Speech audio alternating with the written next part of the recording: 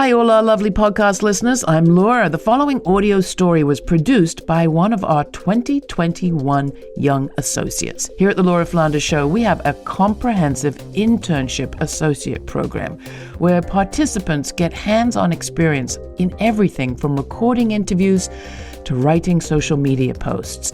Each of our staff members works with each intern associate. We mentor them in producing their own pieces and broadcast them here.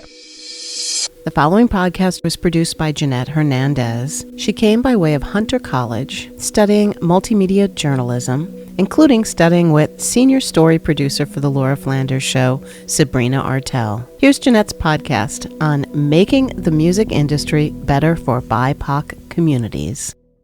Black artists are some of today's biggest musical acts, but pull back the curtain and the industry as a whole is much different. In one study, only 19% of top executives are part of underrepresented racial groups. This may come as a surprise to the average music fan, but BIPOC in the industry know the reality all too well. A survey among Black music industry professionals found that 65% say they've been passed up for a job opportunity because of their race. Hillary Gleason, Backline.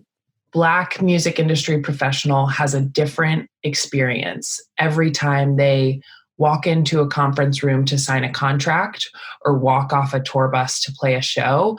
They're being greeted with internal biases, microaggressions, macroaggressions, and true racism.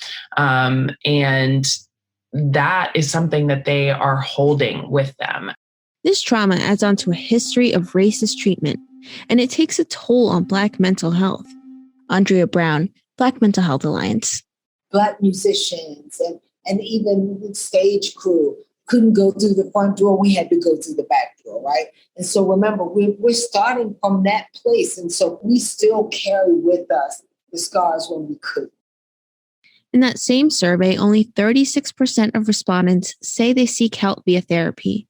But industry members are at a serious risk of developing a mental health illness. We have a laundry list of reasons that we look at: an inconsistent financial status. There's also a lack of health insurance. The music industry also has a long history of substance abuse. It was these findings that shaped the new partnership between Backline, an organization linking industry professionals to mental health resources, and the Black Mental Health Alliance, who offers those resources to the Black community. Together, they're working to improve the quality of care available to Black patients by training clinicians to be culturally competent. It does not mean that you have had to walk a mile in my shoes, but it does mean that you have had some understanding and training around how to show up for Black people and people of color.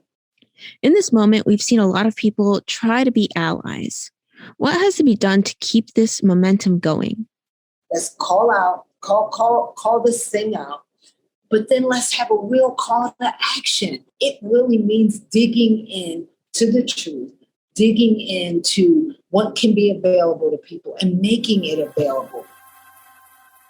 There have been many nights where I've gone to a concert and scanned the stage for anyone who looked like me, from the pool of artists, tour managers, photographers, stage crew, but on most occasions, I didn't see a single one.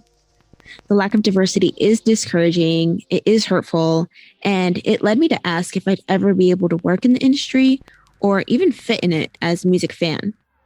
I do remember pledges to diversify that seemed to come from everyone in response to the Black Lives Matter movement. But if the industry won't hold these promises to support BIPOC, then they'll find communities of their own. The partnership between Backline and the Black Mental Health Alliance is just one example of that, especially through the support groups and the open forums on mental health that they host.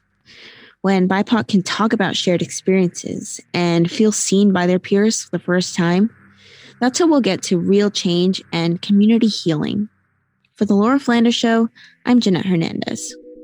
You can find information about our very robust internship associate program at our website. Thanks for making it possible with your contributions.